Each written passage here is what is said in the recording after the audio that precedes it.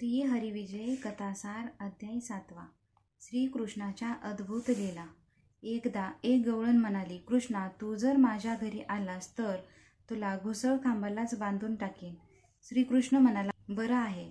ती गवळण त्या रात्री आपल्या पती शेजारी गाढ झोपली असता श्रीकृष्ण तिच्या घरी आला व तिची वेणी आणि तिच्या पतीची दाढी यांची पक्की गाठ त्याने बांधली. तेथला गोरस खाऊन मुलांसह तो बाहेर पडला व घरी येऊन झोपला. पहाटेस जेव्हा ती गवळण जागी झाली आणि उठू लागली तेव्हा नवऱ्याच्या दाढीस हिसका बसला. तेव्हा दाढी वेणी यांची गाठ बांधलेली त्यांना दिसली.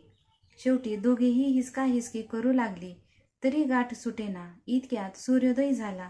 मग ती उभयंता निरुपायामुळे बाहेर आली आणि आल्या गेल्यास ती गाठ सोडण्यास काकुळती येऊन सांगू लागली, पण कोणाचा उपयोग होईना.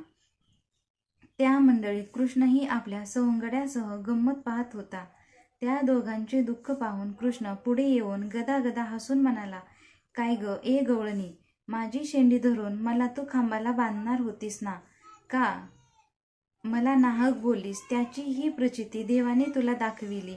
हे ऐकून ती दोघे नवरा बायको दीनवदन करून कृष्णाची करुणा भाकू लागली. श्रीकृष्णाने त्या गाठीकडे पाहताच ती गाठ एकदम सुटली. तेव्हा त्या दाम्पत्याला अपार आनंद झाला. ती दोघे श्रीकृष्णास वंदन करून निघून गेले. एकदा गोकुळातील काही गोपी कृष्णाच्या खोड्या यशोदेस सांगू लागल्या आणि कृष्णाच्या तोंडाकडे पाहून हसू लागल्या. तेव्हा कृष्ण म्हणाला, मला पाहून हसता काय? मी सर्वातीत असून निर्मळ आहे. मला ह्या गोपी धाकटा बाळ म्हणतात. आई, यांच्या खोड्या तुला मी किती सांगू? या मला हृदयाजवळ धरून कुस्करतात. या सगळ्या जणी माझ्या भोवती जमून गातात, नाचतात व गाणी गातात. म्हणतात, कृष्णा, तू मोठा असतास तर किती बरं झालं असतं. हे बोलणे ऐकून गोपी लटक्याच क्रोधाने म्हणाल्या, यशोदाबाई, काल काय झाले? हा एकदम एकीच्या घरात शिरला. त्या ठिकाणी आम्ही बऱ्याच जणी त्याच्याच गोष्टी बोलत होतो. आमच्यापैकी एकीने सहज कौतुकाने त्याला विचारले, कृष्णा, तुला बायको कशी हवी बरं? तेव्हा हा काय म्हणाला, अनंत ब्रह्मांडाची घडामोड जिच्या इच्छेने होती ती आदी माया मला नवरी पाहिजे. ब्रह्मा, विष्णू, महेश, इंद्र, वरुण, चंद्र, सूर्य ही सगळी दैवते तीच नाचविते. ती नवरी भेटली तरच मी लग्न करीन. ती सगळ्या पतिव्रतेत थोर असून तिनेच मला नावारूपास आणले. ती सगळे खेळ माझ्याच सत्तेने खेळत असते. दुसरी गवळण म्हणाली, काल श्रीकृष्ण माझ्या घरी आला व दह्यादुधाची शिंकी पाहू लागला, पण मी ती लपवून ठेवली होती. तेव्हा तो म्हणाला, अगं गवळणी, शंकासूर समुद्रात वेद घेऊन पळाला होता. तेव्हा मी मत्स्य अवतार घेऊन त्या दुष्ट दैत्याचा नाश केला आणि वेद पृथ्वीवर आणले. त्या माझ्या पुढे दूध, दही, लोणी कोठे लपवशील? तिसरी गवळण म्हणाली, यशोदाबाई, हा तुझा मुलगा असेच काही रचून लटकेच सांगतो. परवा सकाळी मी ताक करीत होते. हा कृष्ण तिथे आला आणि म्हणाला, तुमचे अशा प्रकारचे मंथन माझ्या मनात येत नाही. मागे मी दुसरा अवतार कुर्माचा घेतला. त्यावेळी क्षीरसागराचे मंथन केले. तुला ठाऊक आहे काय? क्षीरसागराचे मंथन करण्यासाठी मंदराचळाची रवी व त्या रवीला वासुकीची दोरी करून तिचे बिरडे बांधले.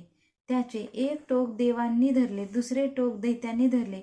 तेव्हा मंदराजवळ बुडू नये म्हणून मी कुर्म होऊन बुडाशी राहिलो. त्या मंथनातून 14 रत्ने निघाली.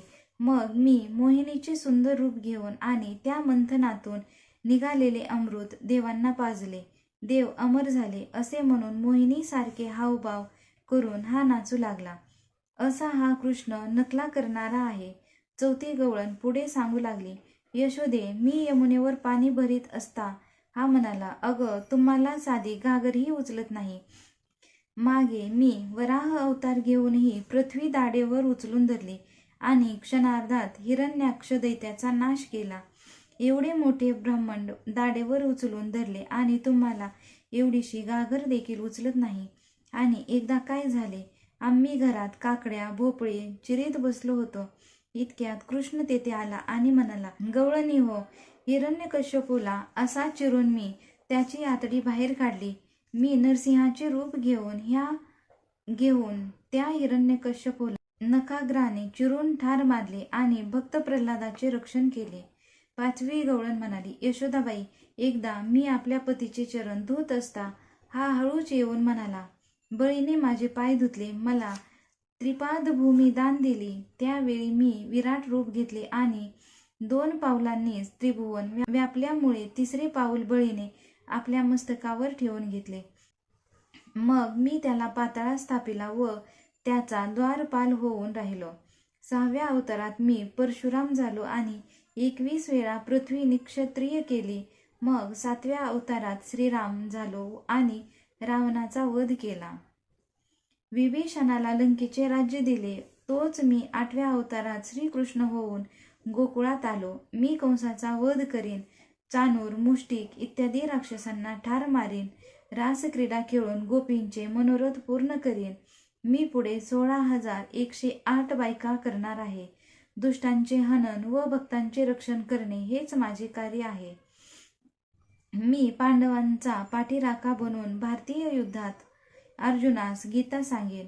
अशा अनेक गोष्टी हा कृष्ण आम्हाला सांगत बसतो. थोड्या वेळाने एक गोपी म्हणाली, हा हरी मोठा नाटकी आहे, अचाट गोष्टी सांगतो, सर्व ईश्वरी अवतार माझेच म्हणतो. अगं यशोदे, असे बघ, रांजणातले पाणी पाहिले की हा भीतो. मग हा प्रत्यय समुद्रात मत्स्य कसा झाला असेल? निजताना हा माझी पाठ हळूहळू थोपटतो म्हणतो, तर याने पाठीवर मंदराचल कसा धरला असेल? चेंडू उचलत नाही म्हणतो, मग याने दाढीवर पृथ्वी धरली हे कसे झाले असेल? अशी अनेक घरांनी यशोदेस सांगितली. तेव्हा यशोदा श्रीकृष्णास म्हणाली, कृष्णा, क्षणभर देखील तुझे पाऊल घरात टिकत नाही. आता तुला मी उकळास बांधीन. तेव्हा श्रीकृष्ण म्हणाला, आई, तुझ्या चरणाची शपथ घेऊन सांगतो की आजपासून मी तुझ्या जवळच राहीन.